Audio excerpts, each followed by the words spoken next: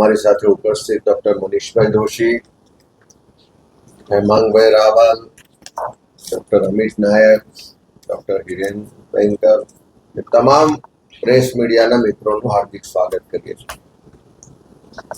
ગુજરાત આટલા વર્ષોથી જે શાંતિપ્રિય ગુજરાત તરીકે આખા દેશમાં ઓળખાય, એની પાછળ આ ગાંધીના ગુજરાતમાં દારૂબંધીનો કાયદો ખૂબ મોટું કારણ રહ્યું છે.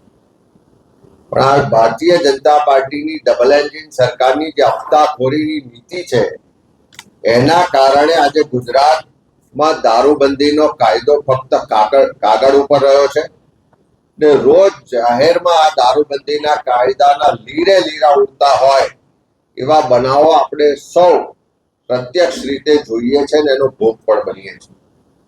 આ હપ્તાખોર સરકારને કારણે ગુજરાતમાં ચારે બાજુ સરહદોથી રોડ ટ્રકો ભરીને, કન્ટેનરો ભરીને દારૂ ગુજરાતમાં ઠલવાય છે. ગુજરાતની ગલીએ ગલીએ દારૂની રેલમછેલ જોવા મળે છે.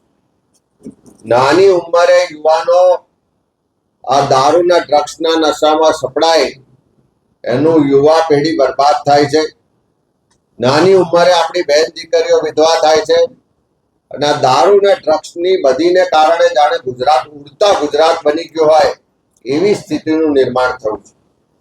અને એના જ કારણે હપ્તાખોરીથી આજે ગુજરાતમાં ગલીએ ગલીએ ચર્ચા છે કે આ દારૂ આવે છે કેમ, દારૂ આટલી બધા માત્રામાં વેચાય છે કેમ?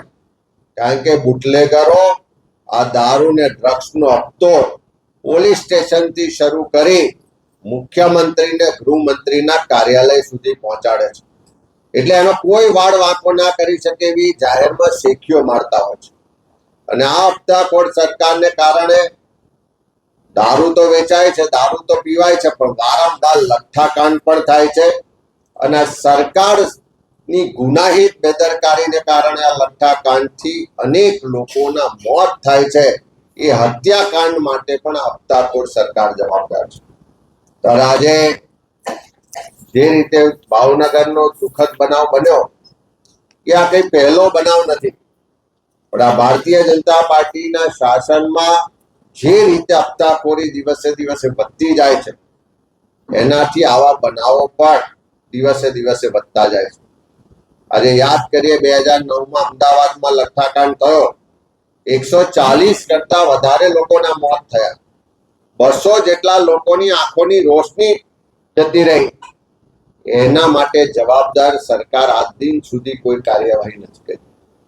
એ જ રીતે 2016માં સુરતમાં લઠ્ઠાકાંડ થયો, 16 થી વધુ લોકોના મોત થયા.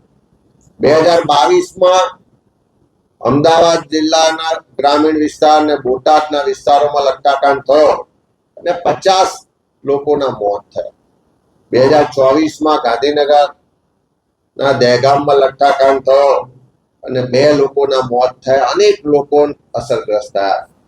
2025માં પણ ખેડામાં નડિયાદ ખાતે લઠ્ઠાકાંડ થયો, 3 લોકોના મોત થયા અને અનેક લોકો એના અસરગ્રસ્ત થયા. આ વર્ષોથી આ પરંપરા ચાલે છે અને એ પરંપરા પાછળનું એકમાત્ર કારણ હોય તો આ ભારતીય જનતા પાર્ટીની સરકારમાં જે સત્તાધીશો છે એની હપ્તાખોરીને પૈસા કમાવાની લાલસા છે.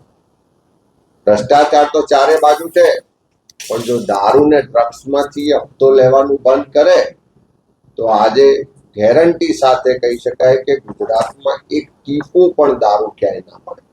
પણ હપ્તા લેવાની જે લાલસા છે આ સરકારથી છૂટતી નથી. હમણાં જે ભાવનગરમાં બનાવ બન્યો, ભાવનગર જિલ્લાના કરકડી ગામે જે રીતે આ લઠ્ઠાકાંડ થયો, પોલીસે એફઆઈઆરમાં નોંધ્યું છે કે ઝેરી કેમિકલ યુક્ત લઠ્ઠાના કારણે આ મોત થયા છે. લગભગ 6 જેટલા લોકોના મૃત્યુ થઈ ચૂક્યા છે અને અનેક લોકો આજે પણ હોસ્પિટલમાં સારવાર. જે એફઆઈઆરમાં નોંધવામાં આવ્યું છે કે એના જે ડુપ્લિકેટ દારૂ બનાવ્યો એના માટે મિથેનોલ અમદાવાદ સરખેજથી ત્યાં ભાવનગર સુધી લઈ જવામાં આવ્યો હતો, ટ્રાન્સપોર્ટ મારફત લઈ જવામાં આવ્યો હતો.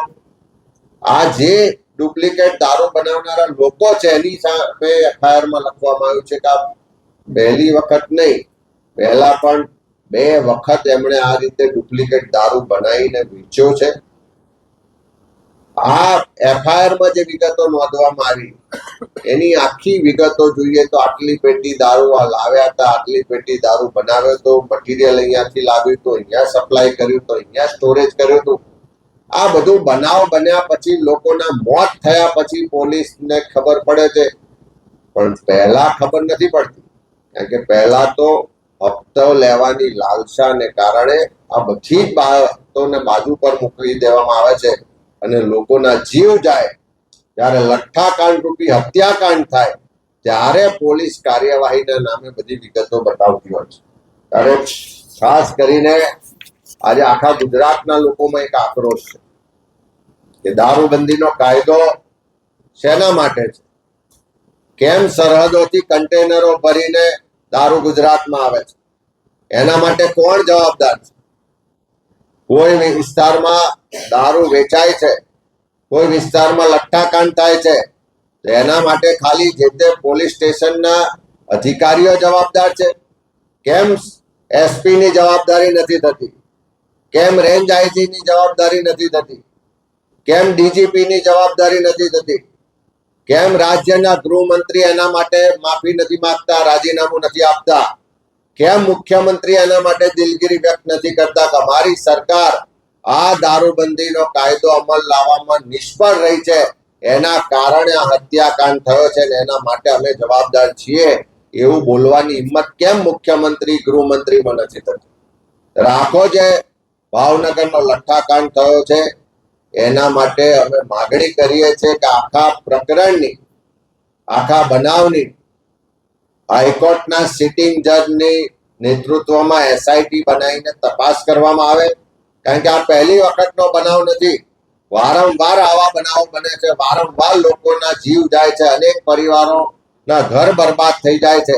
એવા સંજોગોમાં આના કાયમી નિવારણ માટે હાઈકોર્ટના સિટિંગ જજના નેતૃત્વમાં SIT બનાવીને તપાસ કરવામાં આવે. સાથે સાથે મારે રાજ્યના ગૃહમંત્રીને પણ યાદ દેવડાવું છે કે ખેલ મંત્રીને એ તો યાદ છે ને કે ગૃહમંત્રી પણ છે. ક્યાંક ગરબા રમતા જોવા મળે, ક્યાંક રીલ્સ બનાવતા જોવા મળે, ક્યાંક બીજા દેશમાં રમતો માટે પ્રોત્સાહનની વાત કરતા જોવા મળે.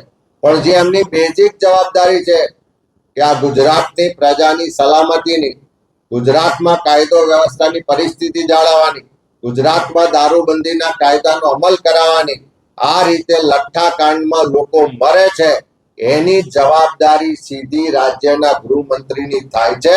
અને એટલે જ માગણી કરીએ છીએ કે રાજ્યના ગૃહમંત્રી ગુજરાતની જનતા સમક્ષ આવે, એમની જવાબદારી સ્વીકારે અને થોડી પણ નૈતિકતા કે શરમ હોય તો રાજીનામું તાત્કાલિક આપે એવી માગણી પણ કરીએ છીએ. અને આખા પ્રકરણની જાત તપાસ કરવા માટે કે ખરેખર ભાવનગર આ લઠ્ઠાકાંડમાં શું બન્યું, કોણ જવાબદાર લોકો છે, શું હકીકત છે, એની સ્થળ તપાસ, જાત તપાસ કરવા માટે આવતીકાલે કોંગ્રેસનું પ્રતિનિધિ મંડળ ભાવનગરની મુલાકાત લેશે અને આખા પ્રકરણની તપાસ કરી રિપોર્ટ બનાવી અને આવનારા વિધાનસભાના સત્રમાં એના માટે ચર્ચા પણ કરીશું અને ગૃહમંત્રીનું રાજીનામું પણ માંગીશું. ऐसे ही अन्य खबरों के लिए चैनल को सब्सक्राइब कीजिए। खबरों का नोटिफिकेशन पाने के लिए बेल आइकॉन को जरूर दबाएं।